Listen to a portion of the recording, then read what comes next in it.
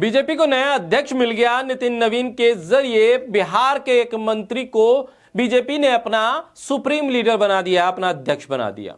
लोग कहने लगे कि देखिए ये बीजेपी में ही मुमकिन है कि आम नेता सीधे अध्यक्ष की कुर्सी पर बैठा।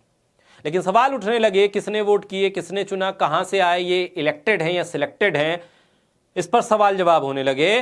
तो फिर जवाब तो आना मुश्किल है, क्योंकि चुनाव कहां हुए, कब हुए, कैसे हुए, इसका अता पता नहीं है। बहरहाल नितिन नवीन अध्यक्ष बन गए।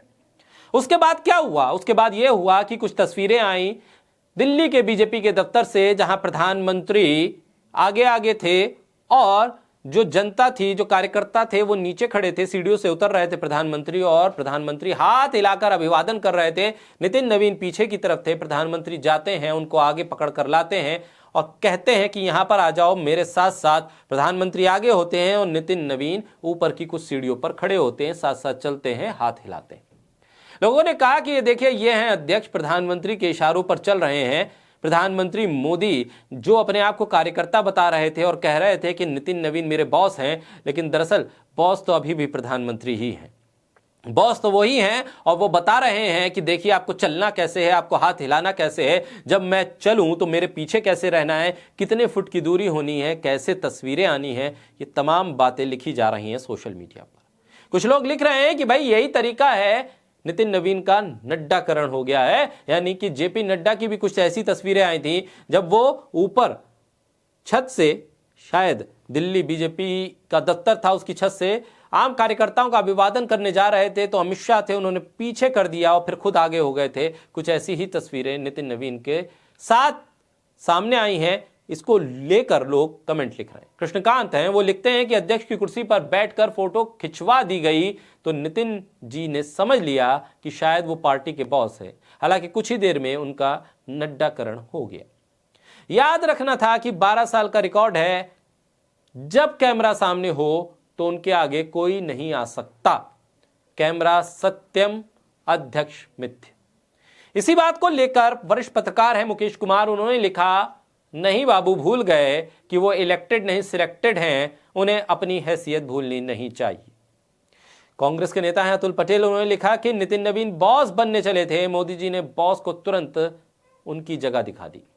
अब तस्वीरें हैं, ये वीडियो है और इस वीडियो को लोग अपने अपने हिसाब से पढ़ भी रहे हैं। दरअसल बीजेपी में अध्यक्ष कौन होता है और उसकी कितनी चलती है, यह इसलिए सवालों के घेरे में है क्योंकि सुप्रीम लीडरशिप के तौर पर सीधे तौर पर दो ही नाम सामने आते हैं, प्रधानमंत्री मोदी हो या अमित शाह।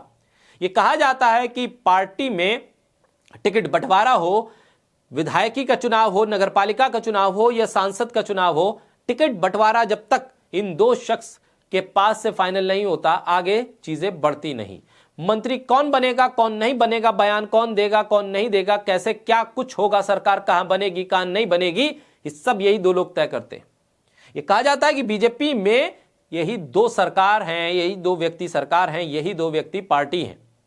ऐसे में अध्यक्ष बनाना मजबूरी था या जरूरी था, यह भी समझना बेहद जरूरी है, क्योंकि जेपी नड्डा का कार्यकाल बार बार बढ़ाया जा रहा था। लेकिन अब नया मौका देने की जरूरत इसलिए आ गई थी कि सवाल बहुत गंभीर हो रहे थे।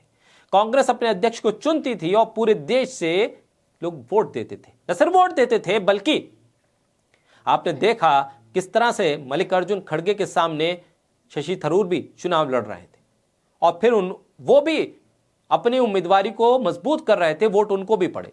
लेकिन पार्टी में दोनों ही हैं, एक अध्यक्ष के तौर पर, एक नेता कार्यकर्ता के तौर पर। बीजेपी में आपको दूसरा उम्मीदवार क्या दिखाई दिया नितिन नवीन के आगे? नहीं।